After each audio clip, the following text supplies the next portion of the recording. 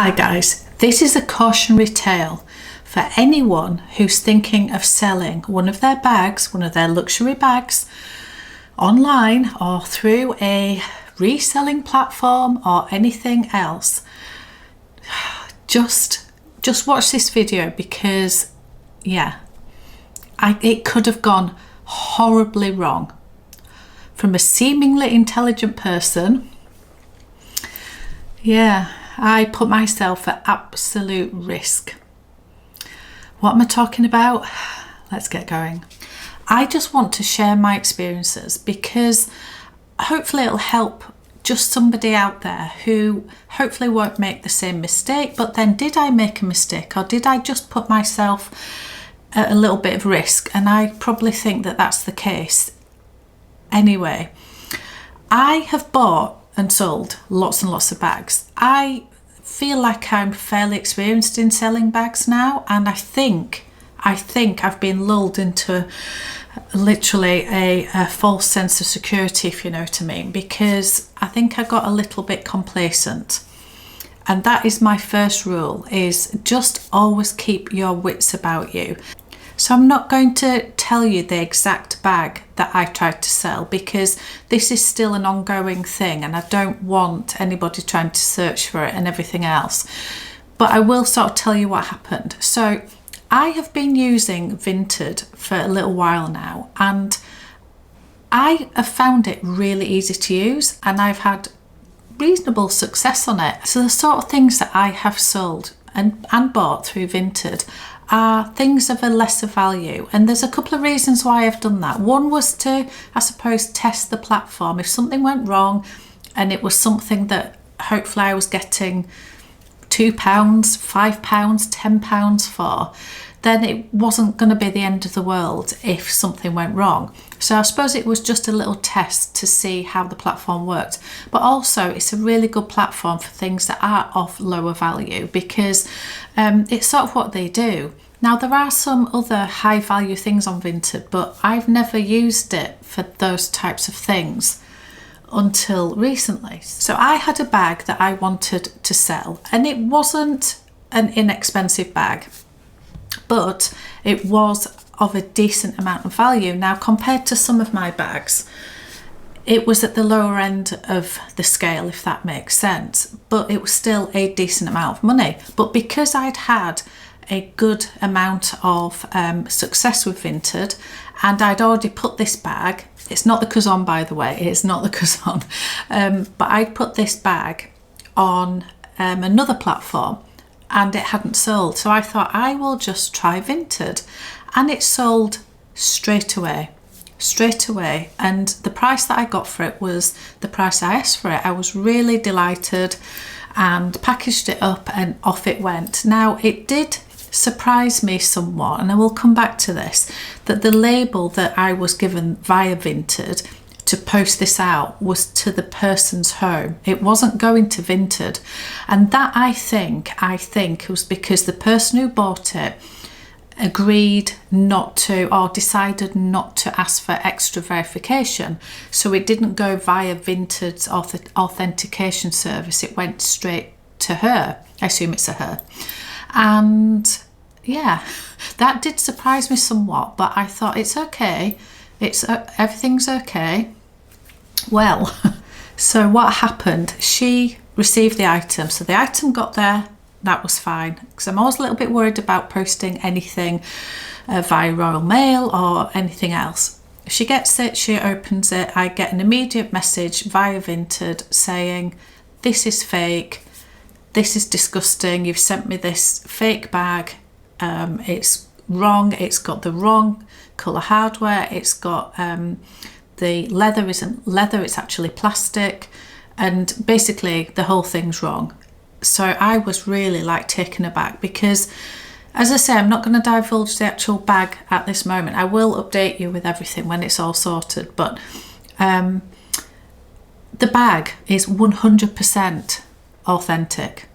I bought it pre-loved, I didn't buy it myself, but I know 100% that it is authentic. And I went back on the message and said, you know, you're very welcome to send it for authentication and all the rest of it, but it is 100% authentic, and I fully dispute everything that you're saying, because, you know, the things that she was actually saying were wrong, and then we'll come back to that as well, and that was a lack of knowledge on her part. Anyway, she basically put this scathing review that I was selling a fake bag. Now, what were my options at that point? Well, through Vinted, it's all automated, it comes up. Now, I could have gone to customer service. No, absolutely I could have done, but I looked to see what to do, and this was late at night, got this message, and my two options were I could reduce the price and agree a lower price with the buyer. No, I'm not going to do that.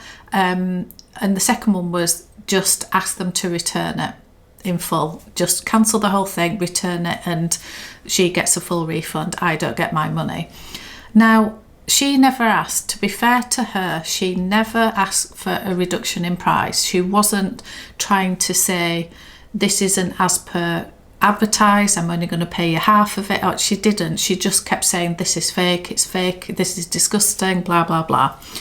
So I just looking at the options, it was just send it back to me, just send it back to me. So I set it going on that option, and then I got really spooked. So I spoke to customer service. This was the following day when I could actually speak to somebody, and they said, no, you should have let us know that you disputed it. And I said there was no way to dispute it other than me answering her message. So you can see on my messages I'm saying I fully dispute all of it, and actually at that point, you know, what can I do? It's either that Vinted say that she's wrong and they, you know, they pay me the money, or they say that she can return it. So this is where I went wrong, because I didn't fully understand the returns situation with Vinted, and that is where the verification side of it for me makes so much more sense. So anyway, I'll just tell you the end of it, and then I'll talk about the rest of it. So I then spent about 4 or 5 days worrying myself sick that she wasn't going to return it, and then I couldn't prove that she'd returned it, or that she was going to, I didn't know who it was, and I get she doesn't know me, and me saying to her, I assure you it's authentic isn't good enough, but she didn't get it authenticated herself. She didn't pay Vinted to do the authentication, so she just decided herself that it was fake, and therefore I've got no recourse whatsoever. So my only option was for her to return it. I was then worried sick that I was going to be, you know, something was going to be returned that was actually fake, because what a great way to actually, you know, get a real bag and swap it for a fake, and you haven't paid any money.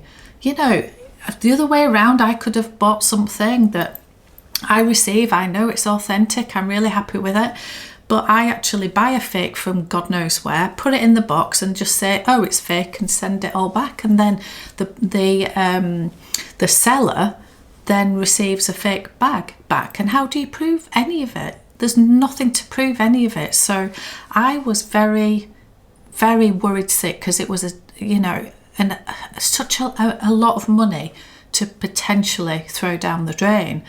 And yeah, so the outcome was that actually I did get the bag back, and it was because I had the date code, everything, and I know that that is the bag that I sent. So to be fair to this person, she believed it was fake and she returned it. She didn't she didn't try and get a better deal, anything like that. She didn't scam me. She thought I was scamming her, and that was a bit that I just thought, this is crazy. So when I spoke to customer service, I was like, there's no comfort and protection for me as a seller, because she decided she didn't want the verification. Well, at that point, surely the sale should be final. It shouldn't be it's up to her to decide if she wants it or doesn't want it, and whether she just decided when she received it, she's either thought it's fake and she believes that, or she thinks, oh, I've changed my mind. How do I return it? Well, I can't just say I've changed my mind, so I'll have to say that. So when I spoke to Vinted, I said, where is the protection for me? And I also said to Vinted, why do you not sort of make it compulsory that it has to go through your verification service, so that there's no argument, and that way it protects both of us? And that is what Vestiaire do. And I know there's horror stories all around, I know, but at least with Vestiaire, once they actually verify and actually authenticate the item, at that point you get your payment, because it's on its way to the buyer. If they change their mind, it's tough. They can't change their mind unless there's a huge dispute over, and they can prove something isn't authentic, or I don't know. I know there are horror stories, but it does give you an extra layer of protection. So yeah, and Vinted really didn't have an answer to it, saying, well, it was her choice, but they still allow the return. And that's the bit where, for me, it just there's just too much risk on things that are too much money. This was me, I think my mistake on this was not understanding, not looking into it enough, that she has the right to return it just because she decides it's fake, because it isn't fake. And I can prove it's not fake because I can get it authenticated.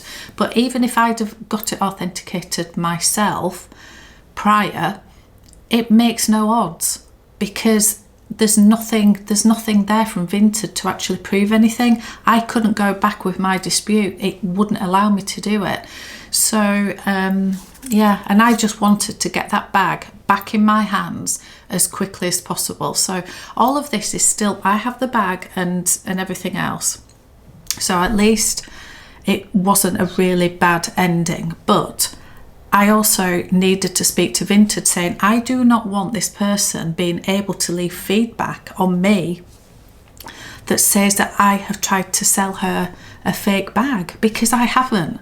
100% I haven't. And I get that she doesn't know me, but I think that it's completely wrong that somebody can leave that sort of feedback when it isn't true and it's not proved. So fully investigate the platform that you are using and be absolutely sure you're happy to risk it, because there are horror stories. So I think it's also important to tell you what she thought was fake about the bag, and then I can tell you why she was absolutely wrong. And this is, I think, a lack of knowledge, or it's like having a little bit of knowledge about something. It can be very dangerous, because she's taken it on herself to decide that it's fake. So she said, and I will tell you a little bit about the bag just so that you know what I'm talking about, but because it's going through the Vinted customer services at the moment, and I'm trying to sort out this feedback situation, I'm not going to tell you too much about it until all that's sorted. But what I will tell you is that it is a Louis Vuitton bag, and Louis Vuitton have changed how they do things over the years slightly. So for example, the canvas has changed over the years. If I look at a very, very old piece of mine and a very new piece of mine, the canvas can be slightly different. And that's just technology, it's just time, whatever. She also was disputing that it wasn't real leather, there was a trim on the canvas, which is absolutely wrong. This was 100% leather, but she didn't have the knowledge. There's so much I want to say, but I can't really say. She didn't have the knowledge. She thought that she was saying it, she just thought it wasn't leather, and it is leather. She was also talking about the placement of certain things and the colour of hardware and things, and again, it's changed over time, of like date codes. Some have date codes, some don't have date codes. There's a lot of things that if you have just looked at one bag and assumed that that is a blueprint for every other authentic bag with Louis Vuitton, then you'll go wrong very quickly, because at certain times, and that's why these authentication services are good, because with AI they know that in 2002 that's what that certain bag might look like, and in 2010 then it might be slightly different or something. They know these things, so there are differences that, yeah, she was just wrong. And as I say, just having that little bit of knowledge is dangerous.